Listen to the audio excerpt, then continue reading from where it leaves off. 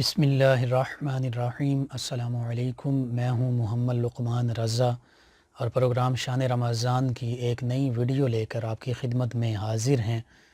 اس video میں زکوٰۃ سے متعلق اللہ سبحانہ و تعالیٰ کے فرامین کیا ہیں، پیارے آقا صلی اللہ علیہ وآلہ وسلم کے فرامین کیا ہیں، اور دین اسلام زکوٰۃ سے متعلق ہماری رہنمائی کیا فرماتا ہے، اور زکوٰۃ سے مراد کیا ہے، یعنی زکوٰۃ کے بارے میں تفصیلی گفتگو ہوگی۔ زکوٰۃ لفظ کا لفظی معنی ہے پاک کرنا، صاف کرنا، ستھرا کرنا،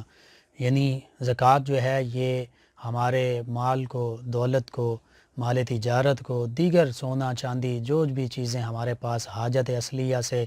زائد ہوں ان کو پاک، صاف اور ستھرا کر دیتی ہے۔ اور اصطلاح شریعت میں زکوٰۃ سے کیا مراد ہے؟ زکوٰۃ سے مراد یہ ہے کہ جو صاحب نصاب عاقل بالغ مسلمان مرد یا عورت ہے اور وہ صاحب نصاب بھی ہے اور اس کے مال کو سونا چاندی ہے، مال تجارت ہے، اس کو گزرے ہوئے اس پر 1 سال بھی گزر چکا ہو، گزرے ہوئے 1 سال کا عرصہ بیت چکا ہو، تو پھر اس پر زکوٰۃ یہ واجب ہو جاتی ہے، یہ فرض ہو جاتی ہے، ضروری ہو جاتی ہے، زکوٰۃ کی ادائیگی پھر اس پر لازمی ہے۔ اور زکوٰۃ اسلام میں کلمہ توحید و رسالت کی گواہی کے بعد نماز کا تذکرہ، نماز کے ساتھ ہی زکوٰۃ کا تذکرہ اللہ سبحانہ و تعالیٰ نے جو نماز کے ساتھ فرمایا ہے وہ تقریباً قرآن مجید فرقان حمید میں 32 مرتبہ فرمایا ہے۔ وَأَقِیمُوا الصَّلَاةَ وَآتُوا الزَّکَاةَ وَأَقَامُوا الصَّلَاةَ وَآتُوا الزَّکَاةَ، تو یہ 32 مرتبہ نماز کے ساتھ زکوٰۃ کا اللہ تعالیٰ نے حکم ارشاد فرمایا۔ تو پتہ چلا جس طرح نماز ہم پر فرض ہے، ضروری ہے، نماز نہ پڑھنے والا گنہگار ہوتا ہے، حتیٰ کہ نماز کا انکار کرنے والا کافر ہو جاتا ہے، اسی طرح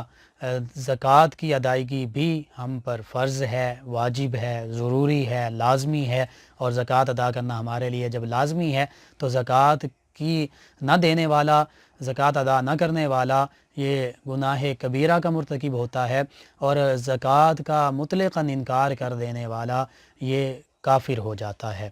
اب زکوٰۃ کا وہ کون سا مال ہے کہ جب صاحب نصاب ہو جاتا ہے، یا صاحب نصاب کس کو کہتے ہیں؟ صاحب نصاب سے مراد یہ ہے ہر وہ مسلمان، چاہے وہ مرد ہو چاہے عورت ہو، وہ عاقل ہو، بالغ ہو، اور اس کے پاس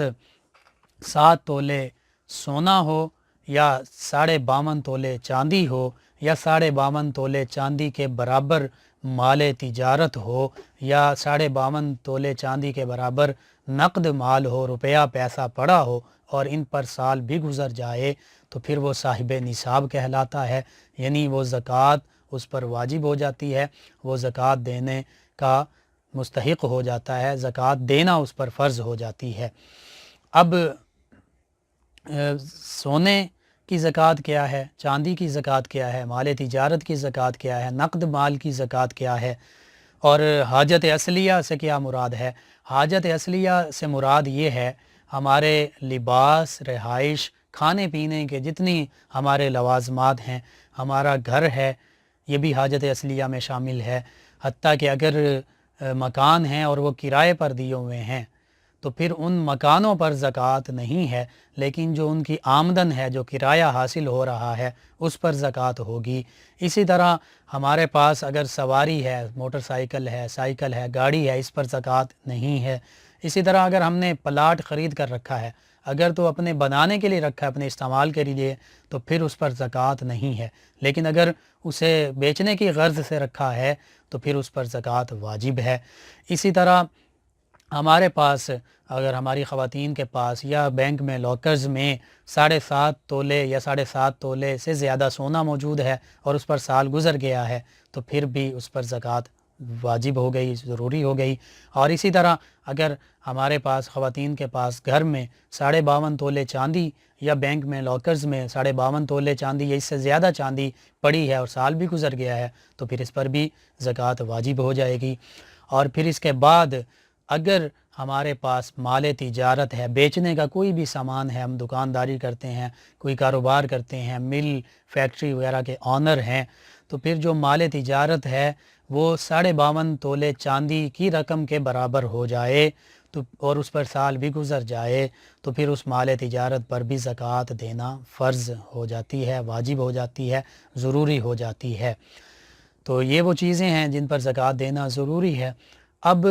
حاجت اصلیہ یہی ہے کہ ہمارے کھانے پینے کے سارے لوازمات، اگر ہم نے اپنے لیے گندم خرید کے رکھی ہے کہ پورا سال ہم نے یہ کھانی ہے تو اس پر زکوٰۃ نہیں۔ اسی طرح ہمارے پاس لباس ہے چاہے جتنا بے قیمتی ہے اس پر زکوٰۃ نہیں۔ اسی طرح ہمارے پاس گاڑیاں ہیں اور وہ ہماری ضرورت کی ہیں تو اس پر بھی زکوٰۃ نہیں۔ حتیٰ کہ اگر ہیرے جواہرات ہیں اور وہ اپنے استعمال کے لیے رکھے ہوئے ہیں تو پھر زکوٰۃ نہیں، لیکن اگر وہ ہیرے جواہرات جو ہیں وہ بیچنے کے لیے اور تجارت کی غرض سے رکھے ہیں تو پھر ان پر زکوٰۃ ضروری ہے، واجب ہے۔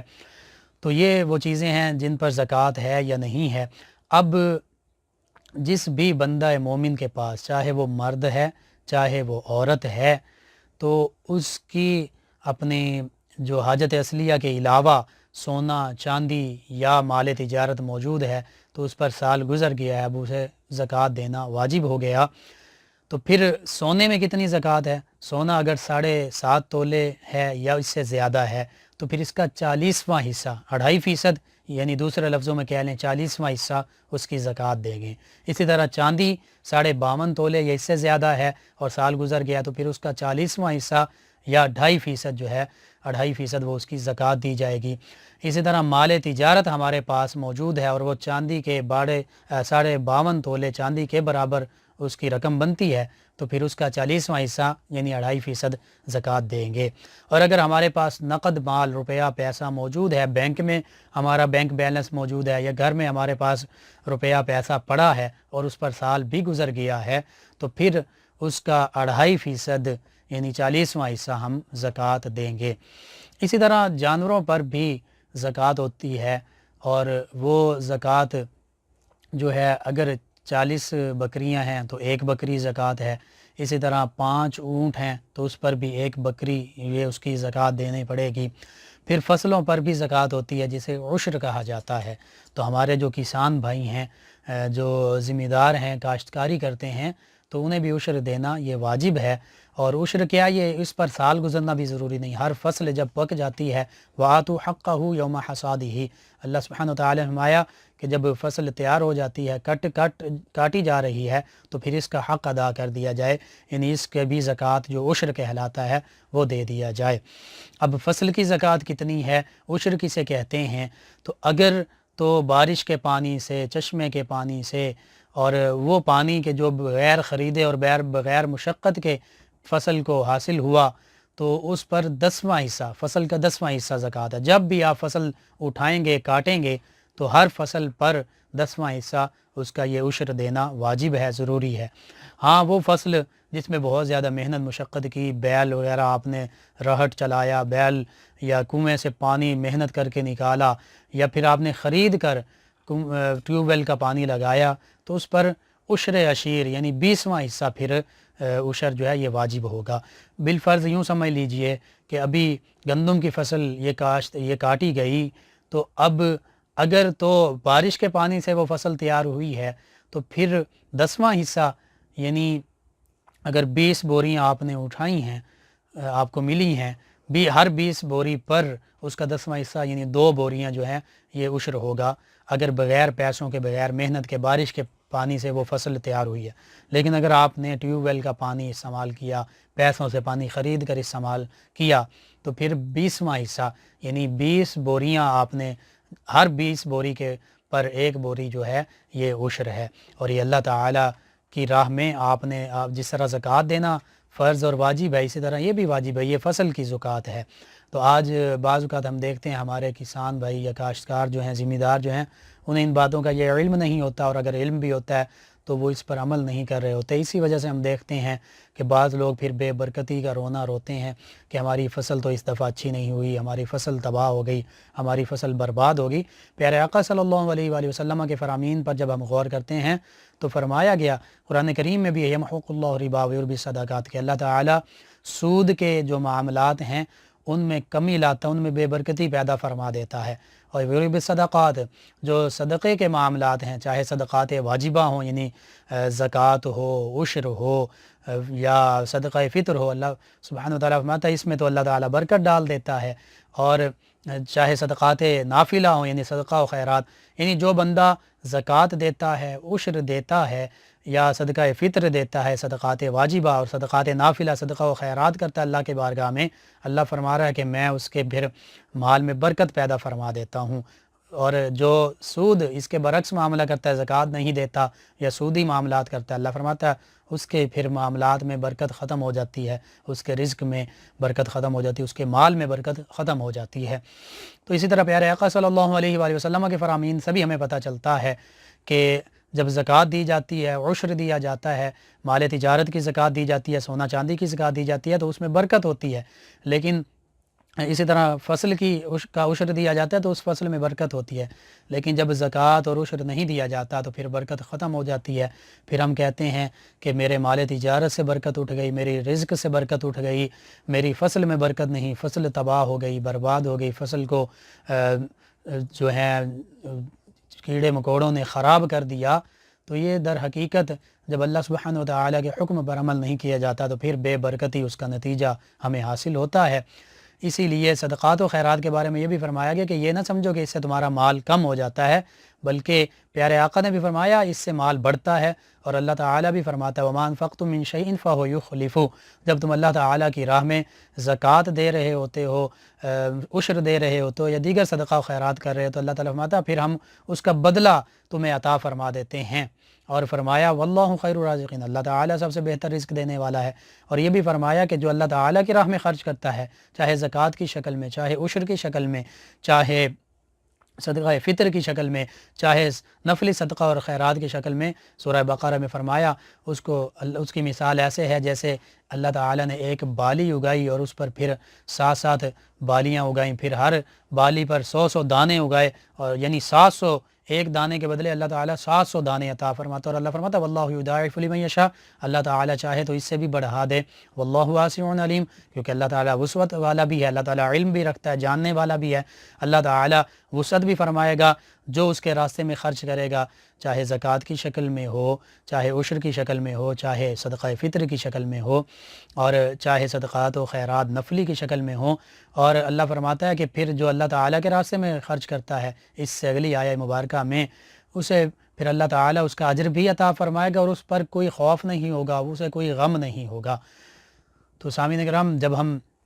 ان چیزوں کو دیکھتے ہیں تو ہمیں پتہ چلتا ہے کہ زکوٰۃ ضروری ہے۔ اب زکوٰۃ کے مصارف کون سے ہیں، زکوٰۃ کن کن کو دی جا سکتی ہے، تو سورہ توبہ میں زکوٰۃ کے مصارف کا اللہ سبحانہ و تعالیٰ نے بتا دیا، انما الصدقات للفقراء والمساکین والعاملین علیہا والمعلفۃ القلوب وفی الرقاب والغارمین وفی سبیل اللہ وابن السبیل فریضۃ من اللہ واللہ علیم حکیم، یعنی 8 مصارف زکوٰۃ اللہ سبحانہ و تعالیٰ نے ہمیں بتائے ہیں۔ ان میں سب سے پہلے اللہ سبحانہ و تعالیٰ نے فرمایا کہ صدقات، زکوٰۃ اور دیگر صدقات جو ہیں یہ للفقراء، فقیروں کے لیے ہیں۔ اب فقیر کون ہے؟ فقیر وہ ہے جس کے پاس کچھ نہ کچھ ہے لیکن اتنا نہیں کہ وہ صاحب نصاب ہو، یعنی وہ صاحب نصاب نہیں ہے، نصاب سے کم اس کے پاس موجود ہے، یہ فقیر ہے۔ اس کو بھی زکوٰۃ دی جا سکتی ہے، عشر دیا جا سکتا ہے، صدقہ فطر دیا جا سکتا ہے، دیگر صدقات و خیرات دیے جا سکتے ہیں۔ دوسرا فرمایا والمساکین، جو مساکین ہیں، مساکین وہ ہیں، مسکین وہ ہے جس کے پاس کچھ بھی نہیں ہے، فقیر وہ ہے جس کے پاس کبھی کھانے کو مل جاتا ہے، کبھی نہیں ملتا، مسکین وہ ہے جس کے پاس کچھ بھی نہیں ہے، تو ان کو بھی صدقات دیے جا سکتے ہیں، ان کو صدقہ فطر بھی دیا جا سکتا ہے، زکوٰۃ بھی دی جا سکتی ہے، عشر بھی دیا جا سکتا ہے، اور دیگر صدقات و خیرات وہ بھی نفلی دیے جا سکتے ہیں۔ پھر فرمایا والعاملین علیہا، جو امام عادل کی طرف سے یعنی حکومت کی طرف سے زکوٰۃ کے محکمے میں زکوٰۃ وصول کرنے پر جو مامور ہوں زکوٰۃ کے محکمے کے لوگ، انہیں بھی زکوٰۃ میں سے تنخواہ دی جا سکتی ہے، لیکن وہ کل تمام زکوٰۃ کے نصف سے زیادہ نہیں ہونی چاہیے۔ پھر فرمایا مؤلفۃ القلوب، کہ جو مسلمانی اسلام لانے کی طرف راغب ہیں انہیں زکوٰۃ دی جا سکتی ہے، اور یہ اس وقت تھا جب اسلام کو ابھی مکمل غلبہ حاصل نہیں ہوا تھا۔ جب اسلام کو اللہ سبحانہ و تعالیٰ نے غلبہ عطا فرمایا تو صحابہ کرام نے اپنے اجتہاد کے ساتھ اس کو موقوف اور معطل کر دیا، یہ حکم منسوخ نہیں، موقوف ہے، معطل ہے، تو پھر فرمایا وہ پھر رقاب، گردنوں کو چھڑانے میں، یعنی غلاموں کو آزاد کروانے میں۔ اب غلاموں کا وہ معاملہ اس طرح نہیں جس طرح اس دور میں تھا، تو اس کے بارے میں یہ کہ اگر کوئی غلام اپنے آپ کو آزاد کروانا چاہتا ہے تو اس وقت یہ ہوتا تھا کہ غلام جو ہے اپنے مالک کے پاس ہوتا تھا، تو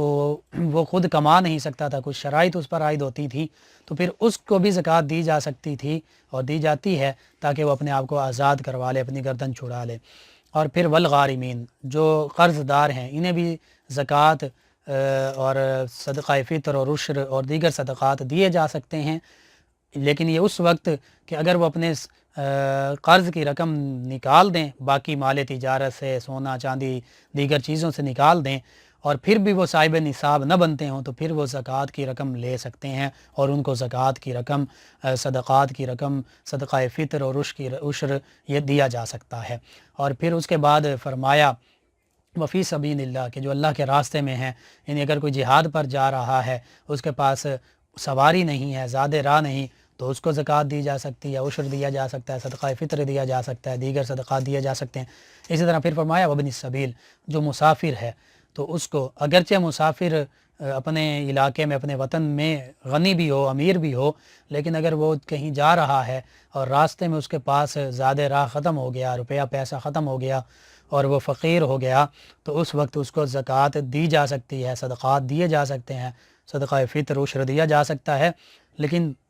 آج چونکہ حالت، یہ کنڈیشن بدل چکی ہے، آج آن لائن رقم حاصل کی جا سکتی ہے، منگوائی جا سکتی ہے، دیگر طریقے موجود ہیں، کارڈز موجود ہوتے ہیں، تو اس کے ذریعے سے چونکہ رقم وہ اپنے اکاؤنٹ میں منگوا سکتا ہے، بینک میں منگوا سکتا ہے، اس وجہ سے اگر ایسی اسے سہولت حاصل ہے تو پھر وہ مسافر زکوٰۃ نہیں لے سکتا، اس کا مستحق نہیں۔ اب دو یہاں پر لوگ ایسے ہیں، ایک وہ بندہ جو عاملین علیہ والعاملین علیہ، یعنی زکوٰۃ کے محکمے میں کام کر رہا ہے، اگرچہ وہ فقیر نہ بھی ہو، کیونکہ وہ زکوٰۃ کے محکمے میں کام کر رہا ہے، زکوٰۃ کی وصولی پر مقرر ہے، اس لیے وہ اس میں سے تنخواہ لے سکتا ہے۔ اور دوسرا امیر غنی شخص جب مسافر ہے اور اس کو کوئی طریقہ بھی نہیں ہے کہ پیسہ وہ اپنا منگوا سکے، تو پھر یہ دو شخص وہ ہیں جو غنی ہونے کے باوجود بھی زکوٰۃ لے سکتے ہیں۔ اور اب زکوٰۃ کن کو نہیں دی جا سکتی، وہ بھی سماعت کر لیجئے۔ سب سے پہلی بات، میاں اپنی بیوی کو زکوٰۃ نہیں دے سکتا، بیوی اپنے شوہر کو زکوٰۃ نہیں دے سکتی۔ اسی طرح باپ جو ہے وہ اپنے بیٹے کو، بیٹی کو، پوتے کو، پوتی کو، نواسے کو، نواسی کو، اور اسی طرح آگے ان کو بولتے ہیں فروع، یعنی باپ جو ہے وہ اپنی اولاد کو زکوٰۃ نہیں دے سکتا۔ اسی طرح بیٹا جو ہے وہ اپنے ماں باپ کو، دادا دادی، نانا نانی، پردادا پردادی، پڑنانا پڑنانی، ان کو زکوٰۃ نہیں دے سکتا۔ لیکن ان کے علاوہ دیگر جو رشتہ دار ہیں انہیں زکوٰۃ دی جا سکتی ہے۔ اسی طرح کوئی بھی عام مسلمان کسی سید کو، کسی ہاشمی کو زکوٰۃ نہیں دے سکتا، اسی طرح کوئی سید یا ہاشمی کسی دوسرے سید یا ہاشمی کو زکوٰۃ نہیں دے سکتا۔ اب سید کون ہیں؟ پیارے آقا صلی اللہ علیہ وآلہ وسلم کے اولاد اطہار سیدہ فاطمہ الزہرا سلام اللہ علیہا کی جو اولاد اطہار ہیں یہ سید ہیں۔ اور پھر ان کے علاوہ علوی، سیدنا علی المرتضیٰ کرم اللہ وجہ کریم کی دیگر ازواج سے جو اولاد ہیں وہ علوی ہیں، انہیں بھی زکوٰۃ نہیں دی جا سکتی۔ اور جو ہاشمی ہیں، یعنی اس میں حضرت علی رضی اللہ عنہ کی اولاد بھی شامل ہیں، حضرت جعفر طیار رضی اللہ عنہ کی اولاد، حضرت عقیل رضی اللہ عنہ کی اولاد، پھر حضرت حارث بن عبد المطلب حضور کے چچا، ان کی اولاد، پھر حضرت عباس رضی اللہ عنہ حضور صلی اللہ علیہ وسلم کے چچا جان، ان کی اولاد، ان کو زکوٰۃ نہیں دی جا سکتی۔ یعنی سید ہو، ہاشمی ہو، علوی ہو، جعفری ہو، عقیلی ہو، حارثی ہو، عباسی ہو، ان کو کوئی عام مسلمان بھی زکوٰۃ نہیں دے سکتا، اور نہ ہی یہ ایک دوسرے کو زکوٰۃ دے سکتے ہیں۔ ہاں دیگر جو صدقات ہیں وہ ان کو دیے جا سکتے ہیں، یا پھر ان سادات کی، ان ہاشمیوں کی ویسے خدمت کر دی جائے، بہت ہی اجر اور ثواب کا باعث ہے۔ اسی طرح اب زکوٰۃ سب سے پہلے کن کو دینی چاہیے، کون زیادہ مستحق ہیں، یہ بھی سماعت کر لیجئے کہ جو زکوٰۃ اگر ہمارے خاندان میں ہمارے بھائی، ہماری بہنیں اگر وہ زکوٰۃ لینے کی مستحق ہیں، ज़कात لینے کے مستحق ہیں، یعنی ہمارا کوئی بھائی ہے یا 2-3 بھائی ہیں، بہنیں ہیں، اور وہ اتنے غریب ہیں کہ وہ صاحب نصاب نہیں ہے، فقراء میں آتے ہیں یا مساکینوں میں آتے ہیں، اور وہ صاحب نصاب بھی نہیں اور زکوٰۃ لینے کے مستحق ہیں، تو سب سے پہلے اپنے بہن اور بھائی کو زکوٰۃ دی جائے، پھر اس کے بعد ان کی اولاد کو یعنی بھتیجے بھانجے ان کو زکوٰۃ دی جائے، پھر اس کے بعد چچا اور پھپھی ان کو زکوٰۃ دی جائے، پھر ان کے بعد ان کی اولادوں کو زکوٰۃ دی جائے، یعنی پھپھی زاد چچا زاد، پھر ان کے بعد ماموں اور خالہ ان کو زکوٰۃ دی جائے، پھر ان کے بعد ان کی اولاد یعنی ماموں زاد یا خالہ زاد جو ہیں ان کو زکوٰۃ دی جائے، پھر ان کے بعد دیگر رشتہ داروں کو زکوٰۃ دی جائے۔ یہ ترتیب اس کو ملحوظ خاطر رکھا جائے، ان کا اجر زیادہ ہے۔ پھر ان کے بعد دیگر رشتہ داروں کو، اور پھر اگر رشتہ داروں میں بھی کوئی نہیں ہے تو پھر رشتہ داروں کے بعد سب سے پہلا حق پڑوسیوں کا ہے، پھر پڑوسیوں کے بعد اپنے محلے داروں کا حق ہے، اپنے گاؤں والوں کا، اپنے علاقے والوں کا، اپنے شہر والوں کا، اور پھر اس کے بعد آپ جس کو چاہیں زکوٰۃ دیں، اور خصوصاً دینی مدارس کو، دین کے جو طالب علم ہیں ان کو بھی زکوٰۃ دی جا سکتی ہے، یہ بھی زکوٰۃ کے مستحق ہیں، حتیٰ کہ جو دین کا طالب علم ہے اور وہ کسی اور ذریعے سے کما بھی نہیں رہا، اس نے اپنے آپ کو دین ہی کے لیے وقف کر دیا ہے، تو وہ تو خود کہہ کر بھی زکوٰۃ کا مال لے سکتا ہے، اس کو بھی زکوٰۃ دی جا سکتی ہے۔ یعنی دینی ادارے جو ہیں ان کو بھی زکوٰۃ دی جا سکتی ہے، اور دینی طالب علم جو ہیں ان کو زکوٰۃ کے پیسے سے ان کو زکوٰۃ دے دیں تاکہ وہ اپنے زکوٰۃ کے پیسے سے اپنی کتابیں خرید لیں، اپنے دیگر معاملات جو ہیں وہ پورے کر لیں۔ تو یہ وہ لوگ ہیں جن کو زکوٰۃ دینی چاہیے جو زکوٰۃ کے مستحق ہیں۔ اور ایک بات یہ بھی لازمی ذہن میں رکھیں کہ جو غیر مستحق ہیں ان کو کبھی بھی نہ زکوٰۃ دیں، نہ صدقہ فطر دیں، نہ ہی انہیں عشر دیں، کیونکہ یہ واجب ہیں۔ زکوٰۃ دینا بھی واجب ہے، صدقہ فطر دینا بھی واجب ہے، عشر بھی واجب ہے، تو یہ اگر آپ غیر مستحق کو دیں گے تو یہ ادا نہیں ہوگی آپ کے ذمے، اسی طرح آپ کے ذمے ہوگی، اس وقت تک ادا نہیں ہوگی جب تک آپ یہ مستحق کو دے نہیں دیتے۔ اس لیے جو صدقات واجبہ ہیں یعنی زکوٰۃ، عشر، جانوروں کی زکوٰۃ یا صدقہ فطر وغیرہ، یہ غیر مستحق کو دینے سے کبھی بھی ادا نہیں ہوتے، یہ ہمیشہ مستحقین کو دیں۔ جن 8 مصارف کا میں نے تذکرہ کیا ان کو دے سکتے ہیں، پھر آگے رشتہ دار اور جن لوگوں کا تذکرہ ہوا ان کو دیں، کبھی بھی غیر مستحق کو نہ دیں، غیر مستحق کو دینے سے ادا نہیں ہوگی۔ ہاں دیگر جو صدقات نافلہ ہیں، صدقہ و خیرات ہیں، وہ آپ اگر کوئی غیر مستحق اس سے لے بھی لیتا ہے تو اس میں کوئی مسئلہ نہیں، کیونکہ وہ واجب نہیں، وہ اضافی ہے، لیکن اس میں بھی کوشش کریں کہ مستحق لوگوں کو دیں، اور اگر بہت زیادہ اللہ تعالیٰ نے آپ کو عطا فرمایا ہے تو مستحق کے بعد اگر غلطی سے کوئی آ کر لے جاتا ہے، آپ کو پتہ نہیں چلتا، تو پھر اللہ تعالیٰ معاف فرمانے والا ہے، لیکن صدقات واجبہ غیر مستحق کو نہیں دے سکتے۔ اللہ سبحانہ و تعالیٰ سے دعا ہے اللہ تعالیٰ ان معروضات پر عمل کرنے کے توفیق عطا فرمائے۔ اور اب زکوٰۃ جو ہے اس میں ایک شرط یہ بھی ہے، تملیک، یعنی جس کو آپ زکوٰۃ دے رہے ہیں اس کو مالک بنانا ہے کہ یہ تمہارے اب پیسے ہیں، اور یہ بتانا ضروری بھی نہیں کہ یہ زکوٰۃ کے پیسے ہیں، دل میں نیت کر لیں تو بس آپ کی زکوٰۃ ادا ہو جائے گی۔ زکوٰۃ کا اگلے بندے کو، مستحق کو بتانا ضروری نہیں کہ یہ زکوٰۃ ہے، تو آپ اس کو بس مالک بنا دینا ضروری ہے، اس کو دے دینا ضروری ہے، وہ چاہے جدھر چاہے جس معاملے میں چاہے اس کو خرچ کرے۔ تو اللہ سبحانہ و تعالیٰ سے دعا اللہ تعالیٰ ان معروضات پر عمل کرنے کی توفیق عطا فرمائے۔ Please subscribe channel 9 News Web TV and don't forget to click the bell icon. Thanks.